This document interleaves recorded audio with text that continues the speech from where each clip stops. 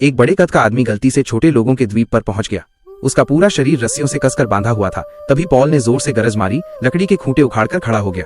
इसी बीच सेनापति अपने घोड़े पर सवार होकर उसकी ओर आया और भाले से उस पर वार कर दिया। फौरन ही कुछ सैनिकों ने कांटे वाले हुक फेंके जो पॉल के बड़े से पिछवाड़े में अटक गए और सब मिलकर खींचने लगे। बेचारा पॉल धड़ाम से जमीन पर गिर पड़ा। वो बेहोश हो गया। जब दोबारा आंख खुली, वो फिर से कसकर बांधा जा चुका था और गाड़ी पर लादकर धीरे धीरे छोटे लोगों के राज्य की ओर ले जाया गया। यहाँ तक कि राजकुमारी ने भी इतना बड़ा आदमी कभी नहीं देखा था। अगले दिन पॉल को खेतों में ले जाया गया, जहाँ उसे बैल की तरह गाड़ी खींचकर हल चलाना पड़ा। उसी समय शाही महल पर दुश्मन राज्य के हत्यारों ने हमला कर दिया। सेनापति तुरंत पॉल को महल की ओर मोड़ ले गया ताकि वो राजा की रक्षा कर सके।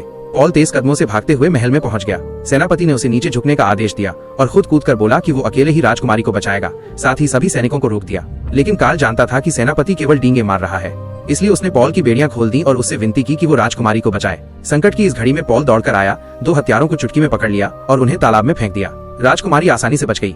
जब तक सेनापति पहुंचा, युद्ध खत्म हो चुका था। राजकुमारी ने पॉल को तहे दिल से धन्यवाद दिया, लेकिन राजा अब भी जलते हुए महल में फंसा हुआ था। पॉल तुरंत वहां पहुंचा। वो राजा को हाथ से निकालना चाहता था, लेकिन आग की गर्मी से उसका हाथ जल गया। घबराहट में उसने अपना बड़ा अंडरवियर उतार दिया और एक पीली धारा की तरह पानी छोड़ा। कुछ ही पलों में आग पूरी तरह बुझ गई। हालांकि गंध अच्छी नहीं थी, लेकिन असर जोरदार था। तभी सेनापति वहां पहुंचा। पॉल ने अनजाने में सिर घुमा दिया और जो बचा खुचा था वो सीधा सेनापति पर जा गिरा। जब राजा बाहर आया, वहाँ माहौल थोड़ा अजीब हो गया, लेकिन राजा नाराज नहीं हुआ, बल्कि पॉल को उद्धारकर्ता मान लिया। शाम को राजा ने उसके सम्मान में भोज का आयोजन किया।